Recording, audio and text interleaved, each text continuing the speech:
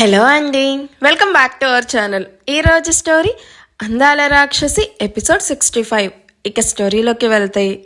ఆషి వాళ్ళ నాన్నకి పెరాలసిస్ వచ్చిందని చెప్పి ఆషికి ఎలా తెలిసింది అని ఆయుష్ ఆలోచిస్తూ మొబైల్ తీసుకుని మున్నాకి కాల్ చేస్తాడు. మున్నా అక్కడ జరిగిన విషయం అంతా చెప్తాడు. సారీ సార్, మేడం మీకు చెప్పొద్దు అని చెప్పారు, అందుకే మీతో ఈ విషయాలు ఏమీ చెప్పలేదు. అసలు ఏం జరిగిందంటే అని చెప్పడం మున్నా స్టార్ట్ చేస్తాడు. అషికి అనిత ప్రభాకర్ గురించి చెప్పగానే చేతిలోని స్వీట్ బాక్స్ వదిలేసి నానా అంటూ ప్రభాకర్ రూమ్లోకి పరిగెత్తుకుంటూ చూడగా బెడ్ మీద పడుకొని కనిపిస్తాడు. ప్రభాకర్ ఒక చేతిని బెడ్ మీద, మరో చేతిని కడుపు మీద పెట్టుకొని కళ్ళు మూసుకొని పడుకోనున్న ప్రభాకర్ని చూస్తుంటే అషి కళ్ళు ఆగకుండా వర్షిస్తూ ఉన్నాయి. ప్రభాకర్ బాగా చిక్కిపోయి కళ్ళ కింద బ్లాక్ స్పాట్స్ వచ్చి కనిపించడంతో ఎంత హుందాగా కనిపించే తన తండ్రిని ఇలా బెడ్ మీద ఇలా చూస్తూ ఉంటే అషికి భరించలేనంత బాధగా ఉంది. అడుగులో అడుగు వేసుకుంటూ మెల్లగా బెడ్ పక్కన కూర్చొని ప్రభాకర్ చేతిని పట్టుకొని, నాన్న ఎలా ఉండేవాడివి, ఎలా అయిపోయావు, ఇదంతా నా వల్లే జరిగింది. నా పెళ్ళి మీరు అనుకున్నట్టు జరుగుంటే మీరు ముందులా ఆనందంగా ఉండేవాళ్ళు. మీరిలా అవ్వడానికి నేనే కారణమయ్యాను అని ఏడుస్తూ ఉన్న కూతురి భుజం మీద చేయి వేసి, బాధపడకషి, ఆయన త్వరగానే నార్మల్ అవుతారు అని కూతురికి ధైర్యం చెప్తూ ప్రభాకర్ వైపు చూసి కన్నీళ్లు తుడుచుకుంటూ ఉంటుంది అనిత. తన చేతి మీద పడ్డ కన్నీటి చుక్కలను మెల్లగా కళ్ళు తెరిచి ఎదురుగా కూర్చొని కన్నీళ్లతో తన వైపు చూస్తూ ఉన్న ఆషిను ఆనందంగా చూస్తూ అమ్మా ఆషి అని కష్టంగా పలుకుతూ ఉన్న తండ్రి గుండె మీద వాలిపోయి, నాన్న ఏంటిలా అయిపోయారు అని ఏడుస్తూ ఉన్న కూతుర్ని చూసి కన్నీళ్లు పెట్టుకుంటూ బాగున్న చేత మెల్లగా ఆషి తల నిమురుతూ ఉంటాడు. ఆషి ఏడుస్తూ పైకి లేచి ప్రభాకర్ చేపట్టుకొని, మీకు ఇలా జరిగిందని నాకు నిజంగా తెలియదు నాన్న, తెలుసుంటే ఇప్పటి వరకు రాకుండా నేను ఉంటానా చెప్పండి, ప్లీజ్ నన్ను క్షమించండి, మీకు ఇలా అవ్వడానికి నేనే కదా కారణం, నన్ను కొట్టండి నాన్న అంటూ బాగున్న చేత్తో తన చెంప మీద కొట్టించుకుంటూ ఏడుస్తూ ఉంటుంది.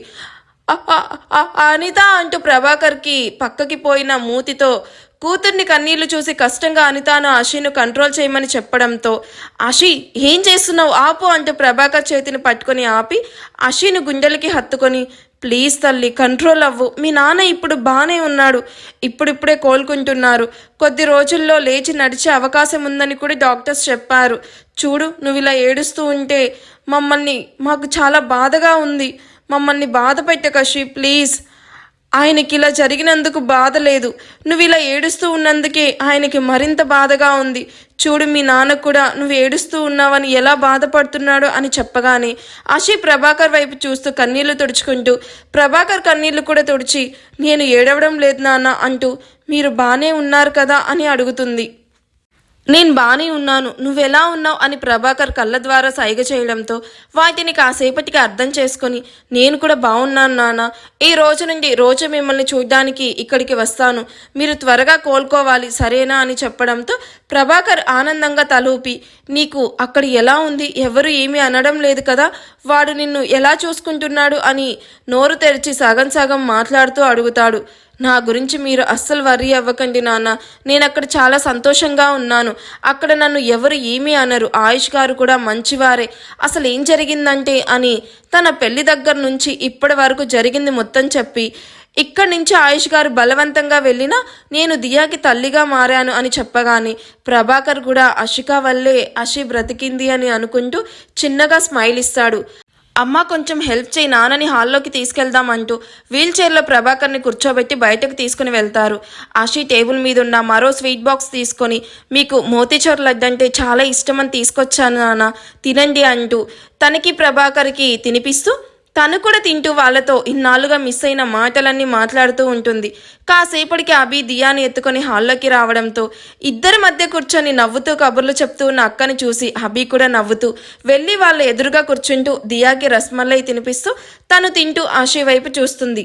నాన్నకి ఇలా జరిగిందని ఒక్క మాటైనా చెప్పవా, అట్లీస్ట్ మొన్న మహల్కి వచ్చినప్పుడు కూడా చెప్పలేదు, నేనంత కానిదాన్ని అయిపోయానా నీకు అని బాధగా అడుగుతున్న ఆషి ముందు నీస్ మీద కూర్చొని, అక్క ప్లీజ్ అలా మాట్లాడుకు, డాడీకి ఇలా జరిగిందని తెలిస్తే నువ్వు ఇలా ఏడుస్తావని చెప్పలేదు, ప్లీజ్ సారీ అక్క అని చెప్పగానే అభిను హక్ చేసుకొని వదిలి, వైజాగ్ ప్రోగ్రామ్ క్యాన్సిల్ చేసి ఆపేసిన చదువు కంటిన్యూ చేయి, నువ్వు ఏ జాబ్ చేయాల్సిన అవసరం లేదు.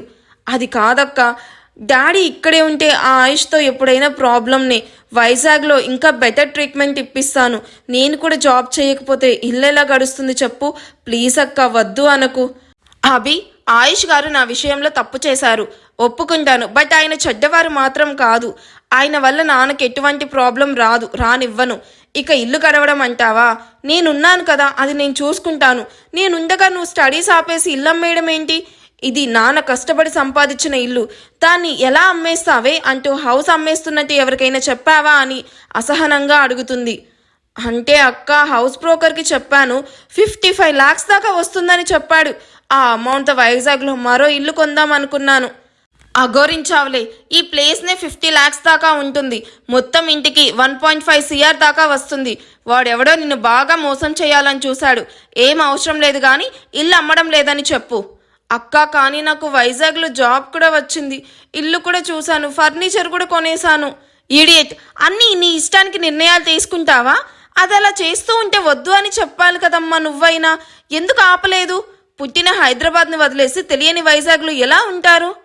అనిత అభి వైపు కోపంగా చూస్తూ, నేను చెప్పాను ఆశి, అయినా అది నా మాట వింటే కదా దానికి ఇష్టానికి వచ్చినట్టు చేస్తుంది. నువ్వు కూడా లేవు కదా, అది ఆడిందే ఆట పాడిందే పాట అయిపోయింది.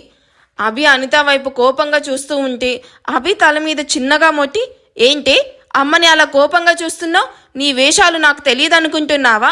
ఆ ఫర్నిచర్ మొత్తం భావన ఇంటికి పంపించేస్తాను. ఎలాగో అది అక్కడే కదా ఉండేది. నువ్వు కాలేజ్కి వెళ్ళడం నేర్చుకో. నీలో ఇంకా చిన్నపిల్ల అలానే ఉంది, ఎలాంటి నిర్ణయాలు తీసుకోవద్దు, నేనున్నాను కదా అంటూ అభి నోట్లో లడ్డు పెట్టి నవ్వగానే అది చూసి అనిత ప్రభాకర్ కూడా చిన్నగా నవ్వుతారు. చాలా రోజుల తర్వాత తల్లి తండ్రి మొహాలలో నవ్వును చూసిన అభి కూడా హాయిగా నవ్వేస్తుంది.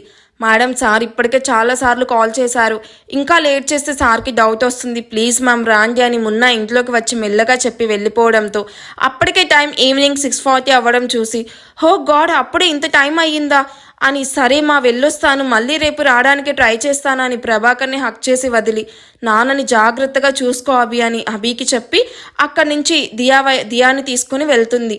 దియా ప్రభాకర్ వైపు చూసి తన కాళ్ళకి నమస్కరించి తన చేతిలో ఉన్న డైరీ మిల్క్ చాక్లెట్ ప్రభాకర్ చేతికిస్తూ, మీకు త్వరగా అబ్బు తగ్గిపోతుంది తాతయ్య అని చెప్తున్న దియాను ప్రభాకర్ చిరునవ్వుతో చూస్తే అనిత కిందకు వంగి దియా నుదిటిన ముద్దు పెడుతూ బాయ్ బంగారం అని నవ్వుతూ చెప్తుంది. దియా అనిత వైపు చూస్తూ బాయ్ అమ్మమ్మ అని చెప్పి అషితో కలిసి వెళ్ళిపోతుంది. కార్ వెళ్లే వరకు అభి అనిత బయటే నిలబడి వాళ్ళు వెళ్ళగానే వీళ్ళు కూడా ఇంట్లోకి వెళ్ళిపోతారు.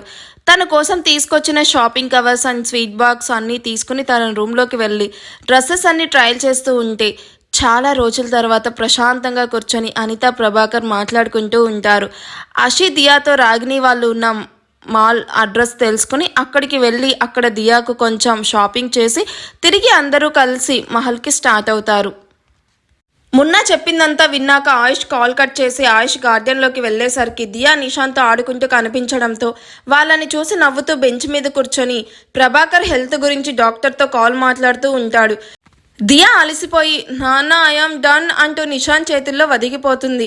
నిషాంత్ దియాని ఎత్తుకొని నుదిటిన పడిన చెమటని తుడిచి ప్రేమగా ముద్దాడుతూ వెళ్ళి ఆయుష్ పక్కన కూర్చొని ఆయుష్ ఎవరితోనో సీరియస్గా హెల్త్ గురించి మాట్లాడుతూ ఉండడం చూసి ఎవరి గురించి మాట్లాడుతున్నాడు అన్నయ్య అని అనుకుంటూ, దియా వెళ్ళి మామతో బాత్ చేయించుకొని కాసేపు పడుకో, బాగా టైర్డ్ అయిపోయావు అని వాడిపోయిన దియా మొహాన్ని చూసి చాక్లెట్ రేపర్ ఓపెన్ చేసి ఇస్తూ చెప్తాడు. ఓకే నాన్న అంటే కాల్లో బిజీగా ఉన్న ఆయుష్ని డిస్టర్బ్ చేయకుండా బుద్ధిగా లోపలికి పరిగెడుతుంది. ఆయుష్ కాల్ అయ్యే వరకు మొబైల్ చూసుకుంటూ ఉన్న నిషాన్ ఆయుష్ కాల్ కట్ చేయగానే ఎవరి గురించి అన్నయ్య డాక్టర్తో మాట్లాడుతున్నావు అంటూ ఆయుష్ ఎవరి గురించి మాట్లాడుతున్నాడో అర్థం అవ్వక అడుగుతాడు. ఆయుష్ కాల్ కట్ చేసి నిషాన్ వైపు చూస్తూ, అషి ఫాదర్ గురించి నిష్, ఆయనకి పెరాలసిస్ అటాక్ అయింది, దాని గురించి డాక్టర్తో మాట్లాడుతున్నాను. నెక్స్ట్ వీక్ డాక్టర్ వస్తానంటున్నాడు, ఆయన రాగానే ట్రీట్మెంట్ స్టార్ట్ అవుతుంది. అయ్యో అవునా, ఎప్పుడు ఎలా జరిగింది? సడన్గా ఇలా ఎందుకు జరిగింది అన్నయ్య? అంకుల్ చాలా హెల్తీగా ఉంటారు కదా. మా మ్యారేజ్ అయ్యాక ఆయనకి షాక్తో అలా జరిగింది. యూ డోంట్ వరీ, ఇప్పుడు ఆయన బాగానే ఉన్నారు అండ్ త్వరగానే ఆయన నార్మల్ అవుతారు అంటూ, నువ్వు విక్కీ మ్యారేజ్ అయ్యే వరకు ఇక్కడే ఉండు, వైజాగ్ బ్రాంచ్కి ఆఫ్టర్ మ్యారేజ్ వెళ్ళు, అక్కడ నేను త్వరగా ఛార్జ్ తీసుకుంటానని చెప్పానన్నయ్య. ఇంకా డీలే చేయడం బాగోదు. విక్కీ బ్రో మ్యారేజ్ ఇంకా 2 months ఉంది, అప్పటి వరకు నేను ఇక్కడే ఉండి ఏం చెయ్యాలి? కావాలంటే మ్యారేజ్కి 1 week ముందే వస్తాను. నువ్వు వెళ్ళకపోతే అక్కడ నష్టమేమీ రాదులే, కానీ కొత్తగా కట్టబోయే బ్రాంచ్ ఆఫీస్ వర్క్స్ అన్నీ చూసుకో. అక్కడ బ్రాంచ్ చాలా సక్సెస్ఫుల్గా రన్ అవుతుంది. చెప్పింది చేయి అంటూ పైకి లేచి నిల్చుకొని ప్యాంటు పాకెట్లో చేతులు పెట్టుకొని వెళ్తూ ఆగి, విక్కీ మ్యారేజ్ లండన్లో జరగడం లేదు, ఇక్కడే ప్లాన్ చేశాను ఫర్ సెక్యూరిటీ రీజన్స్. 1 మంత్ తర్వాత నుండి మ్యారేజ్ వర్క్స్ అన్నీ స్టార్ట్ అవుతాయి అని చెప్పి వెళ్ళిపోతాడు. ఏదో జరిగింది, అందుకే అన్నయ్య మ్యారేజ్ మళ్ళీ ఇక్కడికి షిఫ్ట్ చేశాడు అనుకుంటూ అది అడిగిన అన్నయ్య చప్పుడు అని గాఢంగా నిష్టూర్చి గార్డెన్లోనే రిలాక్సేషన్ కోసం సాంగ్స్ వింటూ బెంచ్ మీద కూర్చుంటాడు. ఆయుష్ హాల్లోకి వెళ్ళేసరికి విక్రమ్ అటు ఇటు తిరుగుతూ కనిపించడంతో, వాష్రూమ్ వస్తే రూమ్లోకి వెళ్ళరా, ఇలా ఎందుకు అడ్డంగా తిరుగుతూ ఉన్నావు అని నవ్వాపుకుంటూ అంటున్న ఆయుష్ వైపు కోపంగా చూస్తూ, స్టాప్ జోకింగ్ ఆయుష్, మార్నింగ్ అనగా వెళ్ళిన ప్రణవి ఇంకా మహల్కి రాలేదు తెలుసా. నీ వైఫ్ సేఫ్గా వచ్చింది అని చూసావు, కానీ నా కాబోయే వైఫ్ వచ్చిందా లేదా అని చూసావా? ఇంత సెల్ఫిష్ ఏంట్రా నువ్వు. అబ్బా, అదా నీ ఏడుపు. వస్తుంది లేరా, తనేం కిడ్డు కాదు కానీ అని తను రాలేదని మోషన్స్ వచ్చేవాడిలాగా ఇలా తిరగవాకు అంటూ విక్రమ్ భుజం మీద తట్టి లిఫ్ట్లో వెళ్తున్న ఆయుష్ని చూసి, నీ వైఫ్ సేఫ్గా వచ్చింది కదా, నీకు అలానే ఉంటుంది. ఈ దయ్యం ఎక్కడ తిరుగుతుందో ఏంటో, అది రావాలి నా చేతుల్లో అయిపోతుందని కోపంగా హాల్లోనే కూర్చొని తన కోసం వెయిట్ చేస్తూ ఉంటాడు. ఆయుష్ తన రూమ్లోకి వెళ్ళేసరికి దియాకి బాత్ చేయించి తనకి ఫ్రీగా ఉండేలాగా sleeveless shirt and cream colour pant వేసి తను కూడా డ్రెస్ చేంజ్ చేసుకొని ఇద్దరు బెడ్ మీద నిద్రపోతూ కనిపిస్తారు. వాళ్ళని అలా చూసిన ఆయుష్ చిన్నగా నవ్వి ఇద్దరి నుదుటిన ముద్దు పెడుతూ బెడ్షీట్ కప్పి ఆ రూమ్ను చీకటిగా మార్చి బెడ్ లైట్ ఆన్ చేసి వాళ్ళకి ఎదురుగా కౌచ్లో కూర్చొని తన ల్యాప్టాప్ ఓపెన్ చేసి వర్క్ చేస్తూ ఉంటాడు. అదే రూమ్లో ఉన్న అషిక వాళ్ళని అలా చూసి వీళ్ళిద్దరిని ఎలా కలపాలి అని ఆలోచిస్తూ సడన్గా ఏదో ఐడియా రావడంతో అషిని బెడ్ మీద దొర్లించి కింద పడేలాగా చేస్తుంది. ఆయుష్ వర్క్ చేస్తూనే ఓరకంటే ఇద్దరిని గమనిస్తూ ఉన్న తనకి అషిని ఎవరో లాగినట్టు కిందకు పడిపోతూ ఉండడం గమనించి అషి అంటూ ఫాస్ట్గా వెళ్ళి అషి పడకుండా 2 చేతులతో పట్టుకుంటాడు. విండోస్ ఫాస్ట్గా కర్టన్స్ కూడా క్లోజ్ చేసిన ఆ రూమ్లో సడన్గా అంత గాలి ఎలా వచ్చిందో అర్థం అవ్వక అషి వైపు చూస్తాడు. నిద్రలో ఆయుష్ షర్ట్ను తన పిడికిలతో బిగించి ఆయుష్ గుండె మీద వాలిపోయి నిద్రపోతూ ఉన్న అషిని చూసి తనను జాగ్రత్తగా బెడ్ మీద పడుకోబెట్టగానే గాలి ఆగిపోయి మొత్తం నార్మల్ అయిపోతుంది. ఆయుష్ చుట్టూ చూసి తిరిగి కౌచ్ వైపు వెళ్తూ ఉన్న ఆయుష్ చేతిని నిద్రలోనే ఆషి గట్టిగా పట్టుకోవడంతో ఆయుష్ అక్కడే బెడ్ మీద కూర్చొని ఆషి తల నిమురుతూ తనకి వచ్చిన కాల్ గురించే ఆలోచిస్తూ గడిపేస్తాడు. ప్రణవి తనని పట్టుకొని ఇష్టానికి కొరుకుతూ ఉన్న వాళ్ళ నుండి తప్పించుకోలేక నొప్పికి గట్టిగా అరవగానే లోపల నుండి 2 మగవాళ్ళు వచ్చి ప్రణవి నుండి వాళ్ళని విడిపించి, ఎవరు కావాలమ్మా అంటూ ప్రణవి వైపు చూస్తారు. ప్రణవి తన కంగారు తగ్గించుకుంటూ కన్నీళ్లు తుడుచుకొని, నమస్తే స్వామి, నేను స్వామిని కలవడానికి వచ్చాను, ఈ లోపు వాళ్ళు నన్ను పట్టుకొని కొరికేశారు అంటూ భయపడుతూ చెప్తున్న ప్రణవిని చూసి వాటర్ బాటిల్ అందిస్తూ, భయపడకమ్మా, ఇంకేమీ భయం లేదు, వాళ్ళకి దెయ్యం పట్టింది అందుకే అలా ప్రవర్తించారు అంటూ ఒకతను ప్రణవిను ధ్యానంలో కూర్చొనున్న స్వామి దగ్గరికి తీసుకొని వచ్చి, కూర్చో అమ్మా అంటూ, స్వామి మిమ్మల్ని కలవడానికి ఎవరో వచ్చారు అని మెల్లగా చెప్తాడు. ఆ స్వామి మెల్లగా కళ్ళు తెరిచి ప్రణవి వైపు చూసి నవ్వుతూ, శీఘ్రమేమో కళ్యాణ ప్రాప్తిరస్తు అని చిరునవ్వుతో దీవించి, చెప్పమ్మా ఏంటి నీ సమస్య, నన్ను వెతుక్కుంటూ వచ్చావంటే ఏదో పెద్ద సమస్యలోనే ఉన్నావు. అవును స్వామి, నాకు నిన్న నైట్ నుంచి అంత విచిత్రంగా జరుగుతుంది. నా రూమ్లో ఏవో భయంకరమైన ఎవరో నవ్వుతూ ఉన్నట్టు వాయిస్ వినిపిస్తూ ఉంది, భయంకరమైన రూపం కనిపిస్తూ నన్ను కొడుతూ ఉంది స్వామి. బట్ అది మా ఇంట్లో ఎవ్వరికీ కనిపించడం లేదు. నేను చెప్పినా ఎవరు నమ్మడం లేదు సరికదా, నన్ను పిచ్చిదానిలా చూస్తున్నారు. ప్లీజ్ స్వామి, దీనికి ఏదైనా సొల్యూషన్ ఉంటే చెప్పండి, ఎంత ఖర్చు అయినా పర్వాలేదు. ఏది నీ చెయ్యి ఇలా ఇవ్వమ్మా అని ప్రణవి చెయ్యి పట్టుకొని 5 నిమిషాల తర్వాత కళ్ళు తెరిచి, చూడమ్మా, నీ మీద పగ తీర్చుకోవడానికి ఒక ఆత్మ నీ ఇంట్లోనే తిరుగుతూ ఉంది అంటూ ప్రణవి చేతికి మంత్రించిన తాయెత్తు కడుతూ, ఇది నీ చేతికి ఉన్నంత వరకు ఆ ఆత్మ వల్ల నీకే ప్రమాదం జరగదు, ఎట్టి పరిస్థితుల్లోనూ ఈ తాయెత్ని నువ్వు తీయకు అంటూ మంత్రించిన కుంకుమ కూడా ఇస్తూ, ఇది పడుకునే ముందు రోజు నుదిటిన పెట్టుకొని పడుకో, అంతా మంచే జరుగుతుంది, శుభం భూయత్ అంటూ ప్రణవి మీదకి పూలు చల్లించి మళ్ళీ ఆశీర్వదిస్తాడు. ఆత్మన మహల్లోకి ఆత్మ ఎలా వచ్చింది స్వామి? అయినా ఈ రోజుల్లో కూడా ఈ దెయ్యాలు భూతాలు ఉన్నాయంటారా? హాహా, సృష్టిలో దేవుడు ఉన్నాడు అన్నది ఎంత నిజమో దెయ్యం ఉన్నది కూడా అంతే నిజం తల్లి. మీరు ఈ కాలపు పిల్లలు కాబట్టి నమ్మడానికి కొంచెం కష్టంగానే ఉంటుంది, కానీ నేను చెప్పింది నిజం. ఆ దయ్యం నన్నే ఎందుకు టార్గెట్ చేసింది స్వామి? దానికి ఏమైనా స్పెసిఫిక్ రీజన్ ఏమైనా ఉందా? చూడమ్మా, నువ్వు ఆ ఆత్మకి తీరని అన్యాయం చేశావు. అందుకే ఆ ఆత్మ తన వాళ్ళని రక్షించుకుంటూ అక్కడే తిరుగుతూ ఉంది. ఇంతకు మించి నువ్వు అడగకూడదు, నేను చెప్పకూడదు అని నవ్వి ఆ శిష్యులు అమౌంట్ చెప్తారు, అది కట్టేసి వెళ్ళు అని మళ్ళీ ధ్యానంలోకి వెళ్ళిపోయిన ఆ స్వామిని చూసి ఇంకేం అడిగినా చెప్పడు అనుకొని వాళ్ళు అడిగిన అమౌంట్ పే చేసి క్యాబ్ బుక్ చేసుకొని అది రాగానే మహల్కి స్టార్ట్ అవుతుంది. మహల్ ముందు ఆగిన క్యాబ్ నుంచి దిగి లోపలికి వెళ్ళిన ప్రణవికి హాల్లో సోఫాలో కూర్చొని మొబైల్ చూసుకుంటూ ఉన్న విక్రమ్ని చూసి కూడా చూడనట్టే స్టెప్స్ వైపు అడుగులు వేస్తూ ఉన్న ప్రణవిని ఆగు అంటూ విక్రమ్ పిలవగానే వెనక్కి తిరిగి విక్రమ్ వైపు విసుగ్గా చూస్తూ వాట్ అంటూ విక్రమ్ని విసుగ్గా అడుగుతుంది. What's the time now? నీ వాచ్ వర్క్ చేయడం లేదా? నన్ను టైం అడుగుతున్నావు? తిక్కగా వాగకుండా అడిగిన దానికి ఆన్సర్ చెప్పు. ఇప్పుడు టైం ఎంత అవుతుంది? ప్రణవి తన చేతికి ఉన్న వాచ్లో టైం చూసి 7:45 చెప్పాను కదా, ఇక వెళ్ళొచ్చా? స్టాప్ దేర్ అంటూ ప్రణవిను గార్డెన్లోకి లాక్కెళ్ళి లాగిపెట్టి కొట్టగానే ప్రణవి వెళ్ళి బెంచ్ మీద పడుతుంది. చంపన చేయి పెట్టుకొని పైకి లేచి విక్రమ్ వైపు కోపంగా చూస్తూ హౌ డేర్ యూ! ఇప్పుడు నువ్వు నన్ను కొట్టావా? ఎలా కొట్టావురా నన్ను అసలు? ఇదిగో ఇలా అంటూ మరొకసారి పీకి నైట్ 7:40 అవుతుంది అని ఎంత కేర్లెస్గా చెప్తున్నావే? ఆఫ్టర్నూన్ అనంగా మహల్కి వెళ్తున్నా అని చెప్పి ఇప్పటి వరకు ఇక్కడికి రాకుండా అడ్డమైన తిరుగుళ్ళన్నీ తిరిగి ఇప్పుడు తిరిగి వస్తావా? నీ ఇష్టం వచ్చినట్టు చేస్తూ ఉంటే నేను చూస్తూ ఊరుకుంటాను అనుకుంటున్నావా? ఇంకోసారి ఇది రిపీట్ అయ్యిందో తోలు తీస్తాను జాగ్రత్త అని వార్నింగ్ ఇచ్చి ఇక వెళ్ళు అని విక్రమ్ అరవగానే ప్రణవి విక్రమ్ వైపు గుర్రుమంటూ చూస్తూ నీ పని మళ్ళీ చెప్తా అని విసుగ్గా అక్కడి నుండి వెళ్ళిపోతుంది.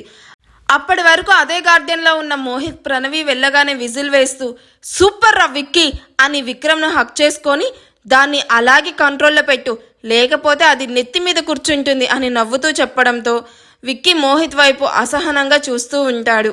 ఈ ఎపిసోడ్ ఎలా అనిపించిందో కామెంట్ చేయండి. వీడియో నచ్చితే ప్లీజ్ లైక్ చేయండి. Thank you for watching. Bye.